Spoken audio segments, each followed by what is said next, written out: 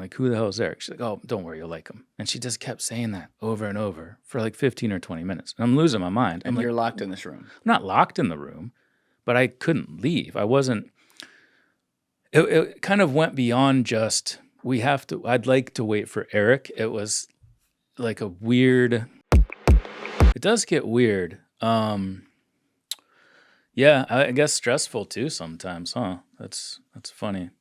Never really thought of it that way. But yeah, I mean, I started meeting with a psychiatrist for the first time in my life not long ago, probably because this shit is so stressful and weird.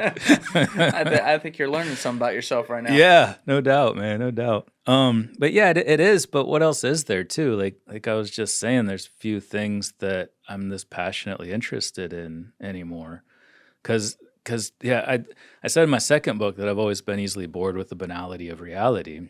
And this challenges all aspects of reality, the way that we know it. And for a lot of people who aren't inclined to seek out questions because they, don't have time or they don't want to or it's not interesting, but there's a lot of other people that are really drawn to this, many of whom haven't even had an experience or an experience that maybe they don't understand, that they're not fully aware of, and they want to get at that in some capacity, but many who just see the reality of this and are like, that's all it takes for me. That's enough to widen my aperture. Let's find out what else is out there that I don't understand and didn't even know was real until recently. And I think that's a really cool aspect of this phenomenon. Yeah. Now, you were telling me off camera that you were approached a couple years ago by someone, you didn't say like what agency or what place, and I won't put words in your mouth or anything, but you were approached in a way that kind of shocked you based on what they said to you and what happened. Could you just explain what went on there? Yeah, that's a beautiful segue too, considering what we're talking about and how sometimes we're forced to reconceptualize our reality. And a lot of times that takes ontological shock. We have to have a very, a catalyst of some sort. And it's funny, I was just listening to an interview of Alicia Keys on Smartless coming over from the airport last night. And it was cool. She's talking about her creative process and how a lot of things that she has written have come from heartbreak or death in the family or loss. And that's really the creative process that I think opens us up to this whole universe of emotions and energy and intelligence that exists all around us. Like Danny Sheehan was talking about, if we all are just little droplets of light, little fractal iterations of source consciousness that grows out of that infinite energy, it exists everywhere, all around us, in everything. And it's cool because, like, going back to what we were talking about with religion earlier, is I was always taught to look up to the heavens because that's where God is. But if you think about it, like if these different densities of energy and consciousness exist that everything's built from, it's actually inside. You would go in, like 0 point energy, for instance, or subquantum energy fields. That's likely where consciousness resides. I've heard Eric Davis say that. I've heard Hal Puthoff say that. Danny Sheehan was basically saying the same thing with these nodes of some sort of quantum, subquantum field. But yeah, I think it's all related in some way. I don't know exactly how. And for the first time in a long time, I forgot your question. I'm usually pretty good at finding my way back, but I got lost there, man. It's all I'm good. sorry. I could see you were going down the road. I was asking about when you got approached by Okay. someone and how that shocked you. Right. So yeah, this was one of those times where I was forced to widen the aperture because I was done skis with all this. I was ready to jet. I was traveling a lot. I was, doing too much. And the stress of not just that, but the existential questions was weighing on me. And I decided I didn't want to do it anymore. And this was sort of their avenue in, whoever they are.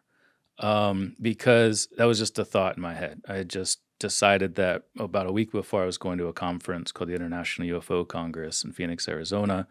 This was October 7th or 8th, probably, 2022. So about a little over 2 years ago. So I just had that thought, didn't tell my wife, didn't tell anybody, decided I'd go to this conference, I would give my talk, and that'd be it. I was working on this third book, so I decided I would finish that too, but that's a different pursuit. You can do that at home whenever you want. It's not getting on a plane constantly. So I go down there, I give my talk, met this really interesting individual with a PhD who flew out to meet me to talk about his crazy ass experiences that he's been having, where he interacts with these beings who have indicated to him that they are from the future, and they have different capacities with which they can contact him and interact with him. How did they indicate that to him? He sees them constantly. He's able to interact through his dreams, and also sometimes in physical form as well. They saved his life. He gave me permission to talk about it at this conference recently. They showed up one time at the edge of his bed and said, "You need to go see so and so doctor," and he was already kind of experiencing something and had a doctor where he lived in Southern California. They're like, "No, you need to go see this doctor," like an old friend of his that lived about 3 hours away. And he was like, "Oh, okay. Like, just, I need to do this. I feel compelled to do this." And he was being tested for cancer in a specific area in the place where he lived. They didn't find anything. They went 3 hours away to visit this one doctor. They did the same test and they found the cancer and removed it and said, if we hadn't found this, you would have been dead in about 3 months. Whoa. And it was 25 years ago. So they saved his life. And they told him they're from the future? Have they said that? They've articulated. A lot of people have. That's what's crazy. A lot of these interactions, it's not just, hey, we're from outer space, or here's the star system. Even Betty Hill, I was telling Danny Jones about this because I just learned about it too. But even Betty Hill acknowledges that they're probably time travelers now, because she described their physical form, had a bust made, showed it to some biological anthropologists. They said that's likely what we'll look like in tens of thousands of years. So anyway, I'm getting off track again. That's okay. You need to get like a bullwhip or something. You're good, and just man. Track it if I keep going down. I like these little tangents. I'm also the one asking the questions, getting you down there, so don't worry about it. But you were talking about going to the conference. Yeah. So I was on my way to this conference in about a week or so. I'd already had a strange experience where I felt like I was having a telepathic conversation through a huge light, very overt light in my neighbor's yard, like a security light that sits up high. And I was just out there one night and I felt like I was having a back and forth conversation, which the next day I wrote off as just being a figment of my imagination, And of course, this is when people could argue, which I think is unjustified, that, we associate voices in your head with some sort of mental disability or schizophrenia or whatever, which I don't have. And I think everybody has some sort of intuitive connection to this broader consciousness that we are all aware of, but oftentimes because of those stigmas don't really pay attention to it much. Like the intuitions that we feel, the synchronicities that we experience, a lot of that is just trying to get us to pay attention to this much broader holistic reality that bridges the physical and the metaphysical. So I didn't take it seriously. I was still very in the physical reductionist materialist camp. I'd kind of been emerging from that. I had been to a conference at the Esalen Institute and have really, gotten to know a lot of people who study this and other phenomena like near-death experiences, out-of-body experiences, and I take that seriously. Even though I haven't had one, I'm aware they exist, and I'm interested in what people describe when they visit the other side. But I wasn't there, and I sort of wrote it off the next morning as just whatever, even though it was a very real conversation. So I go to this conference, give my talk, meet with this guy who had his life saved by future humans, and then for some reason took like a 3-hour nap. I never take naps. Woke up late for this this VIP thing where there's booze and there's schmoozing happening and people can pay extra money to meet the speakers. And I was one of the speakers at this thing. Go to this Halloween party downstairs because it was right before Halloween in 2022. I'm out of money, and one of the participants, she runs audio video, name's Heidi. She doesn't mind me using her name. We've kind of all gone public with this in various ways. Is like, hey, I have a key to the VIP room. We'll go up and get some beers, bring them back down, and then you don't have to just go get money and pay $8 for a beer. So I'm like, cool. At this point, it's now clear to me that Heidi wasn't necessarily Heidi. She wasn't the one saying that or the one doing this, because we went up to this room, get the beers, shoved a couple in my pockets for my friends downstairs, and then I wasn't allowed to leave. And I'm like, what are we doing here? Why can't I leave? She's like, oh, my friend Eric wants to talk to you. I'm like, who the hell is Eric? She's like, oh, don't worry, you'll like him. And she just kept saying that over and over for like 15 or 20 minutes. And I'm losing my mind. And I'm you're like, locked in this room. I'm not locked in the room, but I couldn't leave. I wasn't, it kind of went beyond just, I'd like to wait for Eric. It was like a weird, just an inability to really conceptualize anything other than just staying there until Eric got there.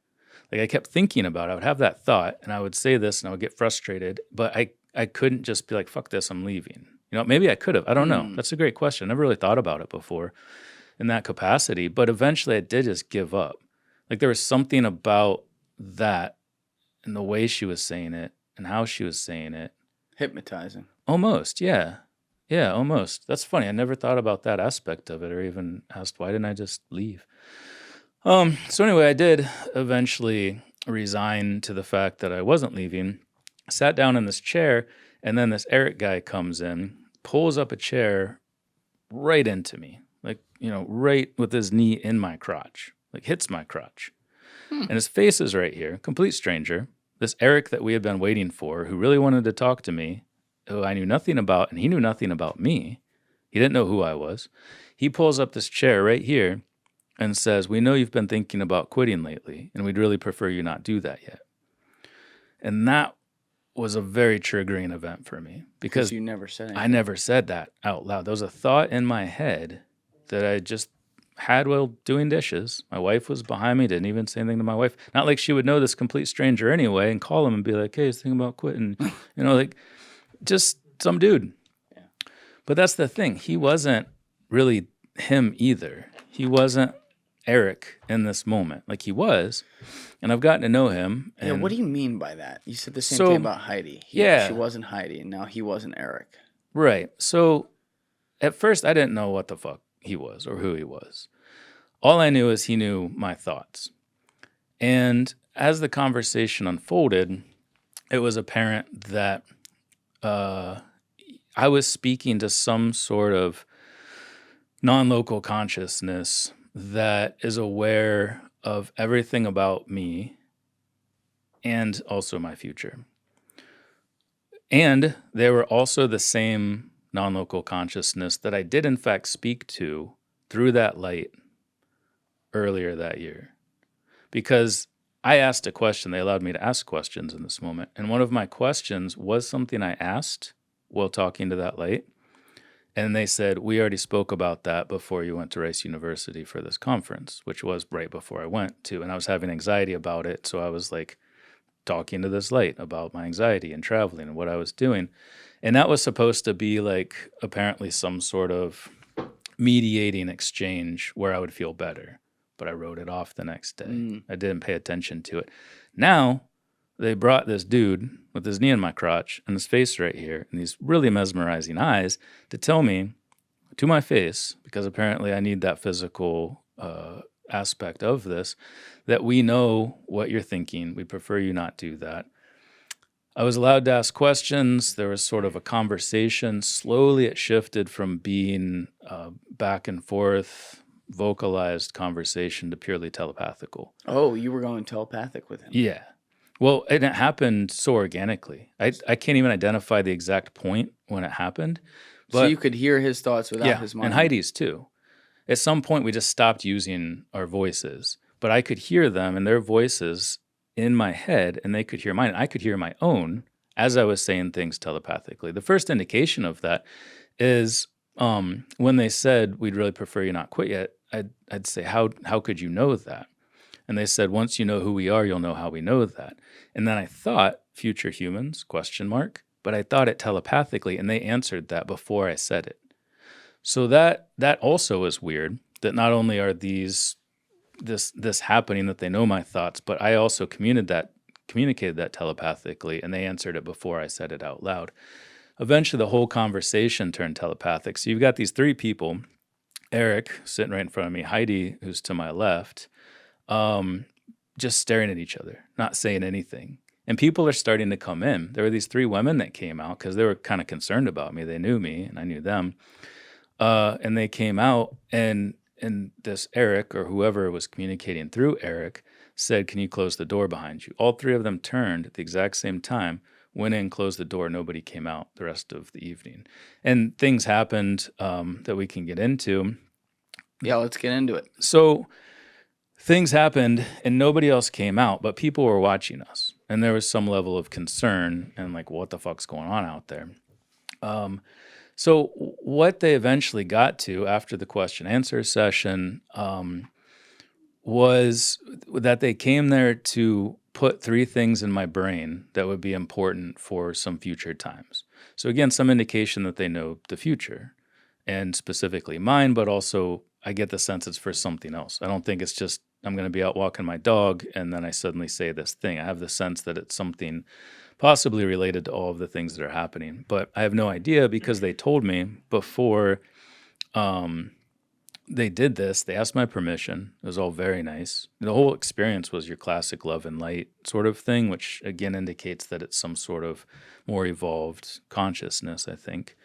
But they asked very politely. They told me I wouldn't have access to it. I wouldn't remember it, but I would see it coming in. And they would black my eyes out. And I would see this information coming in. And then they would release me from that. I'd go about my business. Do we have your permission? It was all very like a free will oriented. We need you to choose. Do you agree to this? So at this point, and this is where... Did you feel like you could say no, though? Like I did. I did. But I wouldn't have, because what happened throughout the course of this vocalized and then telepathic conversation is I started to remember. I was made to or allowed to remember things in possibly a pre-incarnate state. Pre-incarnate state. Yeah.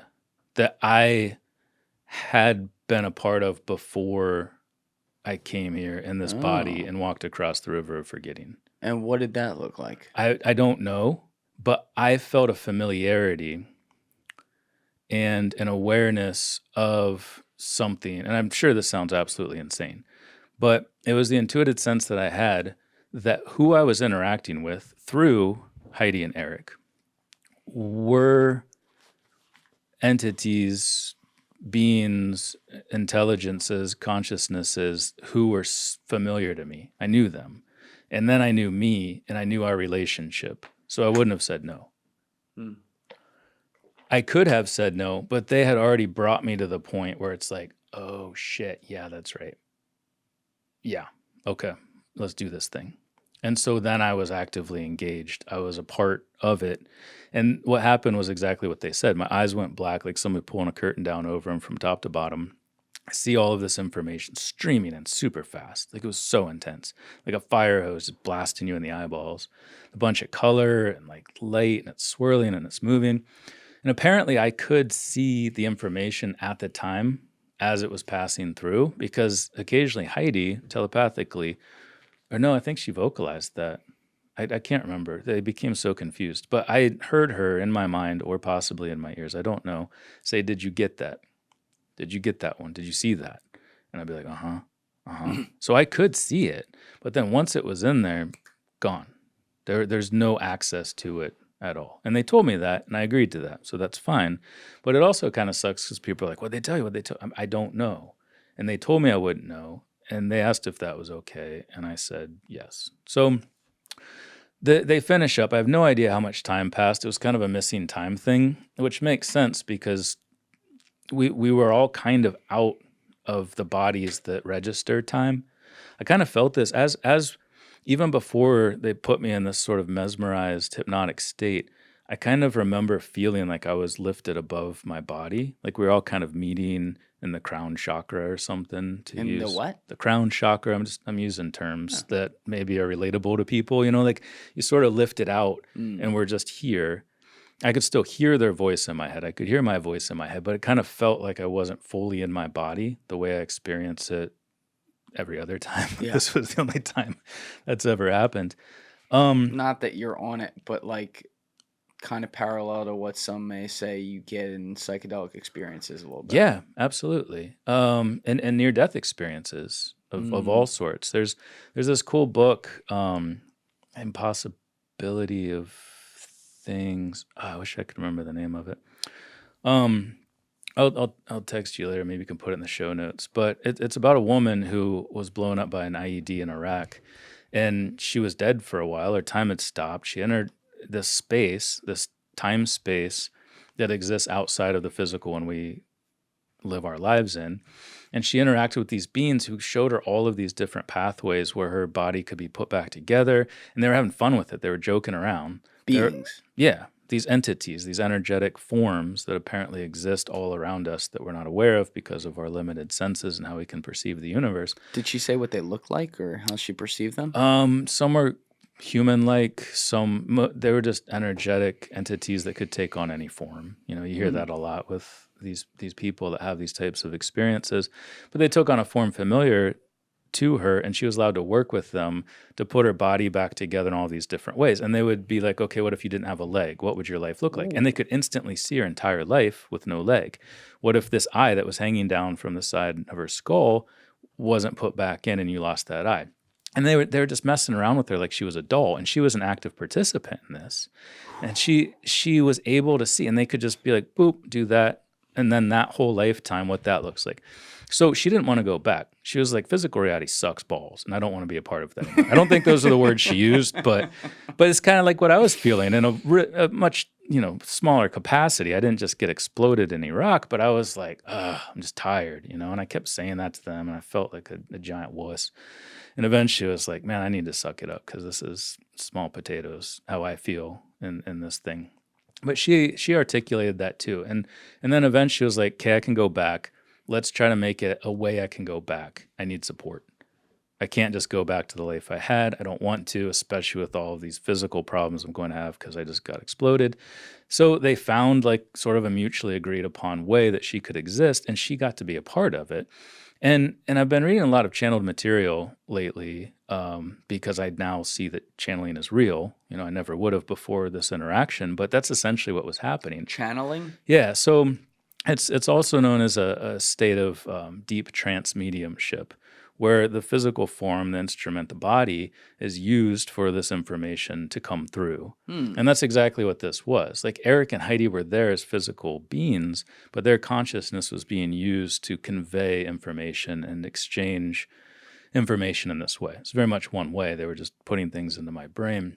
But we did have a dialogue for a while. I was allowed to ask questions in the same way that people do with this channeling material. So like the Seth material was one of the first ones. And then the raw contact, the law of one is a really interesting one, the Quo material. There's a lot of individuals who have channeled, and it's interesting because they're saying very similar things about what exists beyond this physical world. This is almost an illusion of sorts or a simulation, but that's not the right word. And we're here to have experiences, polarized experiences that can contribute to the evolution of the entire system. Watching the video, guys. If you haven't already subscribed, please smash that subscribe button and check out this clip's full podcast episode by clicking here